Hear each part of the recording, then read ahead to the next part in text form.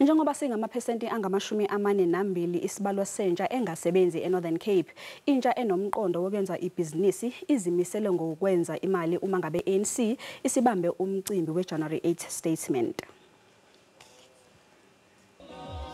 Njengoba isisondele imigubho yosuku kwasungulwa ngalo iANC iningi lobuholi bukaKhongolose kanye namalungu eqembu kulindeleke ukuba butheleke Kimberley. Osomabhizinisi bendawo bacuthele ukuhlomula kulomgubho weANC weminyaka eyikhulu yasungulwa. Sikhuluma nje inkampani kaMpho Seghayi ehlela imicimbi sekukhona isiqoshile okuyinzuzo. Ibhizinisi lakhe lizoqasha izisebenzi ezingama25. A few of the companies here in Kimberley asked me for hosts and hostesses.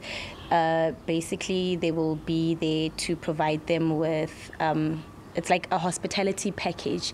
Umsiki wenqephu endaweni uNkosinathi Yaso uthi impahla yakhe ithengwa buthaphuthaphu. Usebenzisa izinkundla zokuxhumana ukukhangisa imikhiqizo yakhe ngaphansi kwenkampani iJNY Creations. I posted on, I think it was on Tuesday, that I have ANC dresses available, and then immediately already people were sending me, because I left my numbers on Facebook, people are sending me requests. Nakuba lokhu kwenzeka kanye ngonyaka osomabhizinisi banethemba lokuthi lo mgubho weJanuary 8 statement uzobanika ithuba lokuheha amakhasimende akwezinye izifundazwe.